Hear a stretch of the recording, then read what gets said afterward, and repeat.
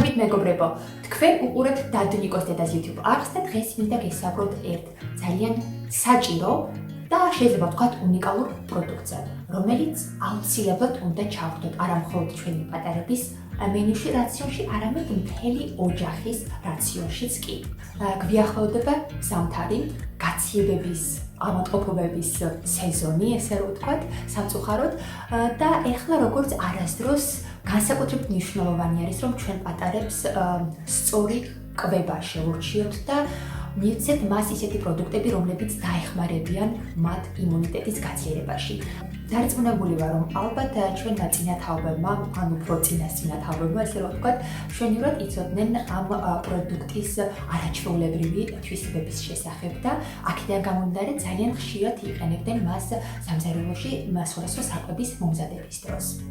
მაგრამ დღესდღეობით სამწუხაროდ რატომღაც ეს პროდუქტი თითქმის სრულად ამოვიღეთ გამოყენებიდან, ის გაქრა მაღაზიების სახლებიდან, სახლშიდაც ძალიან იშვიათად ვინმე თუ ამზადებდეს ამ პროდუქტს რატომღაც და ეს პროდუქტი ჩაანაცვლა ყველასთვის საყვარელმა კარაქმა ან სხვა აზეთებმა მცენარეულმა მაგალითად და ასე შემდგომ. ალბათ მიხვდებოდით მეგობრებო, რომ საუბარი მაქვს ერბოზე. მაგრამ მხედველობაში მაქვს არა ის ვითომ და ერბო, რომელიც ერთი პერიოდის განმავლობაში გამოჩნდა საქართველოში სხვადასხვა მაღაზიებში და იყო სხვა არაფერი თუ მარგარინი, რომელიც გაჩერებული იყო სხვადასხვა თანამატებით და ტრანსცხიმებით და მართლაც რომ არა მხოლოდ არ იყო სასარგებლო, არამედ უაღრესად მავნებელიც კი იყო მისი გამოყენება არა მხოლოდ ბავშვების კვებაში, არამედ ზრდასრული ადამიანის რაციონშიც კი. ანუ არ მაქვს მხედველობაში ისეთი ტიპის ერბო. მე მინდა გესაუბროთ ნატურალურ ნამდვილ ერბოზე, რადგან მე იმ თაობის წარმომადგენელი ვარ, რომლის ბავშვობის პერიოდში ერბოს გამოყენება უკვე აღარ იყო პოპულარული, ესე რომ ვთქვათ, საქართველოში.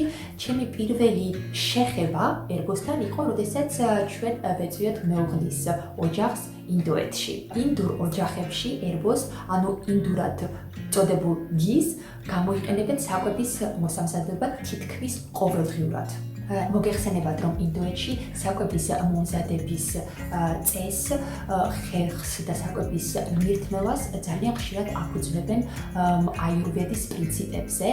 ანუ აიურვედა, ვინც არის ალტერნატიული მედიცინის ტიპი, რომელიც დაფუძნებული იყო ინდოეთში დაახლოებით 6000 წლის უკან. აიურვედაში ერბოს, ანუ ინდურად გის, უწოდებენ სიცოცხლის ენერგიას, რადგან ის აწიერებს ბიოლოგიურ ცეცხლს, რომელიც ორგანიზმში ნივთიერებათა ცვლას მართავს. ერბოს უნიკალური თვისებების გამო მას იყენებენ არა მხოლოდ ინდოეთში და იყენებენ საქართველოში, ანუ მას იყენებენ მსოფლიო მასშტაბით სხვადასხვა ქვეყნებში და ხშირად თხევად ოქროსაც უწოდებენ. ერბოს ნუტრიციული პროფილი და მისი ქიმიური სტრუქტურაც მართლაც რომ საკმაოდ უნიკალური არის. ანუ მოდი დავიწყოთ იმით, რომ ერბოს აქვს საკმაოდ მაღალი წვის წერტილი, რაც ნიშნავს იმას, რომ თუ მაგალითად საკვებს ვამზადებთ მაღალ ტემპერატურაზე, ის არ დაიწვება. ანუ ერბო არ იწვის სხვა ცხიმებთან შედარებით და აქედან გამომდინარე არ გამოყოფს ეგრეთ წოდებულ თავისუფალ რადიკალებს, რომლებიც მეცნიერებაში დაკავშირებული არის ხშირ შემთხვევაში ორგანიზმში კიბოს წარმოქმნას. ერბოს ისეთი თვისებებიც კი გააჩნია, რომ პირიქით ის ეხმარება ჩვენს ორგანიზმს, რომ განდევნოს ყველანაირი ტოქსინი, რაც კი გროვდება ჩვენს ორგანიზმში. რადგან ერბო არის, ესე რომ ვთქვათ, გაწმენდილი კარაქი, ის ძალიან უმნიშვნელო რაოდენობით შეიცავს ლაქტოზას, რძის შაქარს და კაზეინს, ანუ ეს არის რძის პროტეინი, რძის ცილა. და აქედან გამომდინარე ის ბავშვებიც, ვისაც აქვს მაგალითად ლაქტოზის აუტანლობა, ან ვერ ითვისებენ ნორმალურად კაზეინს, მათაც კი დიდი ალბათობით შეუძლიათ ხოლმე ერბოს მირთმევა. გარდა ამისა, ერბოს თვითონ მოლეკულური სტრუქტურაც კი განსხვავდება სხვა ცხოველური ცხიმების სტრუქტურისგან. ერბოში შემავალი მჟავა მაგალითად ხელს უწყობს საჭმლის მომნელებელი სისტემის სწორ ფუნქციონირებას, რაც მნიშვნელოვანი არის როგორც ბავშვებისთვის, აგრეთვე დასული ადამიანებისთვის. ანუ მაგალითად თუ ბავშვის საკვებში მხოლოდ ერთ კოვს ერბოს დაამატებთ, ის ხელს შეუწყობს იმ საკვებში უკვე მყოფი ნუტრიენტების უფრო ადვილად ათვისებას ორგანიზმის მიერ და მის სწორ მეტაბოლიზმს ამსრებს სხვადასხვა ანთებით პროცესს ორგანიზმში, აქედან გამომდინარე ის განსაკუთრებით სასარგებლო არის სხვადასხვა დაავადებების დროს, მაგალითად გაცივების დროს და ერბოს საფუძველზე არის ცნობილი ბებიების ესე რომ ვთქვათ ბევრი სამკურნალო რეცეპტი, მაგალითად ინდოეთში რამოდენიმე ადამიანისთვისაც ვიყენებ ხოლმე და ამ რეცეპტსაც გაგიზიარებთ ჩემს Facebook ვერზე და ჩემს ახსე ასე რომ თვალი ადევნეთ, ეს რა თქმა უნდა ცალკე პოსტა და ცალკე ვიდეოთ. აგრეთვე შეიცავს უნიკალურ ლინოლის მჟავას, რომელსაც გააჩნია ნატურალური ანტიბაქტერიული თვისებები და გარდა ამისა ის ეხმარება ორგანიზმს რომ შეინარჩუნოს ჯანმრთელი გული, სისხლძარღვები, დაიცვას ორგანიზმის ღრუბლისგან და ასე შემდეგ. იცით ალბათ რომ ცხოველური ცხიმის უმეტესობა ასოცირდება ორგანიზმში ქოლესტეროლის აწევასთან, ცუდი ქოლესტეროლის დაგროვებასთან, მაგრამ ერბო არ მიეკუთვნება იგივე კატეგორიას. ის კარგ ცხიმად არის ცნობილი, რადგან ის ხელს უწყობს ორგანიზმში კარგი ქოლესტეროლის გამომუშავებას, რაც შესაბამისად წევს ქვემოთ, ანუ ამცირებს ცუდ ქოლესტეროლს ორგანიზმში. და რა თქმა უნდა, ერბო არის სხვადასხვა ძალიან მნიშვნელოვანი ვიტამინების და ანტიოქსიდანტების საბადო და აქედან გამომდინარე ის ხელს უწყობს ბავშვის კოგნიტიურ განვითარებას და აუცილებელია იმისთვის, რომ ბავშვს ჩამოუყალიბდეს მაგარი ძვლები, კონდეს კარგი კანი და კონდეს ჯანმრთელი თვალი. მეგობრებო, როგორც უკვე ალბათ თვითონაც დარწმუნდებოდით, ერბო არის ჯანსაღი წყარო ენერგიისა და აქედან გამომდინარე ის არის სასარგებლო არა მხოლოდ ბავშვებისთვის, არამედ განსაკუთრებით ორსული დედიკოებისთვის, მეძუძური დედიკოებისთვის და ჩვეულებრივად ზრდასრული ადამიანისთვისაც. და გაგიკვირდებათ იმის გაგებაც შეიძლება, რომ ერბო ხელს უწყობს წონის დაგრევასაც. გასაკვირი არის, მაგრამ ფაქტია, რა თქმა უნდა, შესაბამისი რაოდენობით უნდა მიირთვათ, და გადააჭარბოთ, მაგრამ კვლევები იყო ჩატარებული, რომლებიც დაადასტურა ეს ფაქტი და შეგიძლიათ, რომ კარაქი ჩანაცვლოთ ერბოთი და წონაში მოიგოთ, თუ რა თქმა უნდა, ვინმეს გსურთ წონაში დაგლება. ეხლა კი ამდენი საუბრის შემდგომ გადავინაცვლოთ სამზარეულოში და ერთად გავაკეთოთ ნატურალური ერბო ჩვენი ნატურალური კარაქისგან.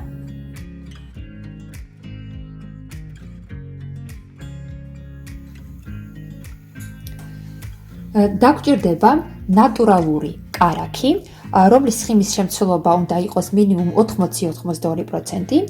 უმჯობესია თუ აი ესე დავჭირთ, რათა უფრო ადვილად დადნეს, როდესაც დავდგამთ გაზზე.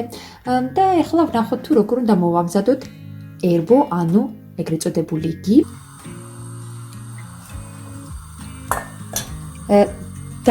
წინასწარ დაჭრილ კარაქს ვათავსებთ ქვაბში.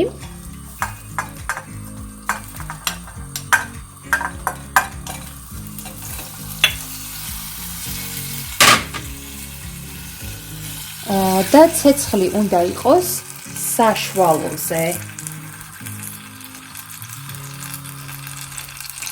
და ველოდებით თუ როდის დადნება კარაქი.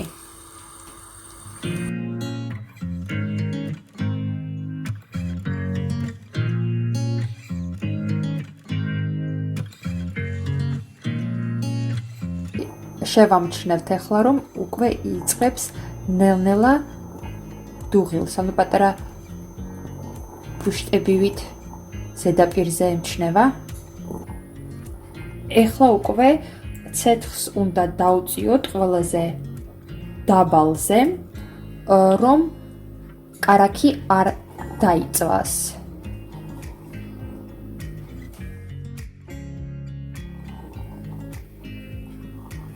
თან არ დაგვავიწყდეს, რომ უნდა მოვურიოთ შიგადაშიგ.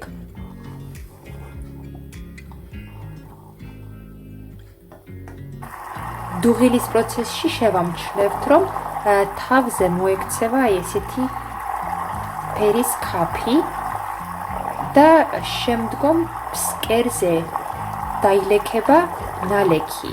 ანუ ის არის კარაქში რძის პროტეინი, რაც ილექება და ზუსტად რაც განსაკავდება ამ გის მომზადების პროცესში და სწორედ ამის გამო არის რომ ის ხალხი რომლებსაც აქვს მაგალითად კაზეინის ან ლაქტოზას აუტანლობა მაინც უკეთესად შეუძლიათ რომ აითვისონ და მიირთვან გი ანუ ერბო ვიდრე მაგალითად ჩვეულებრივი კარაქი ან რძე თუ რძის მირთმევა საერთოდ არ შეუძლიათ.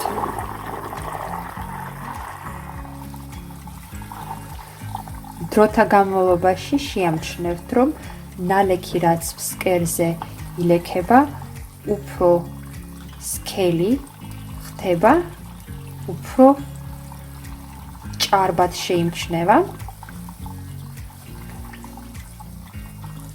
და ჩვენ ვაგრძელებთ შიგადაშიგ მორევას, რათა როგორც ვთქვით, გი არ დაიწვას. აი, როგორც ვუყურებთ, ხელმეორედ შეიმჩნევა ესეთი დუღილის პროცესი, სადაც პატარა ბუშტუკებივით ამოდის ზედაპირზე.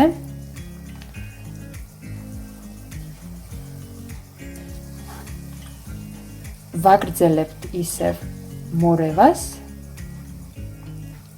და ველოდებით ნალექის ფერის შეცვლას. როდესაც იგრძნობთ სასიამოვნო სურნელს და თავზე ესეთი ტიპის ქაფი ხელმეორედ, ესე იგი, გაჩნდება და შეამჩნევთ, რომ ფსკერზე მყოფი ნალექი უფრო ფერშეცვლილი არის, ან უფრო ყავისფერი არის, როგორც უყურებთ, ეს იმას მიგვინიშნებს, რომ ჩვენი გი უკვე არის მზად და შეგვიძლია გავთიშოთ გაზი და გადავწუროთ. დაველოდოთ სანამ ოდნავ გაცივდება, ანუ დუღილის პროცესი რო შეწყდეს და ამასობაში ავიღოთ ეგრეთ წოდებული მარლა, მინის ჭურჭელი, რაშიც გვინდა რომ მოვათავსოთ ეს ჩვენი გი.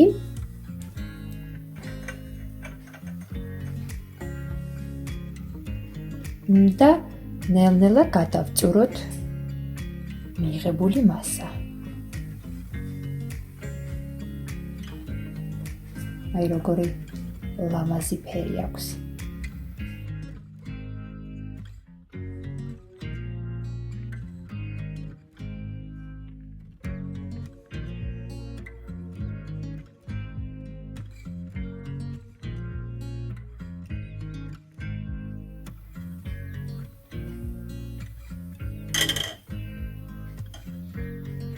აი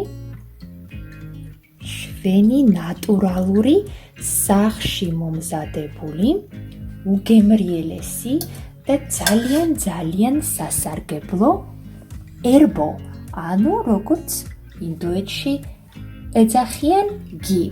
შეგვიძლია ეს ერბო შევინახოთ სახლში მაცივრის გარეშე, ან ოთახის ტემპერატურა არის საკმაოდ მისაღები მისი შენახვისთვის და შეგიძლიათ შეინახოთ დაახლოებით 6-დან 9 თვემდე.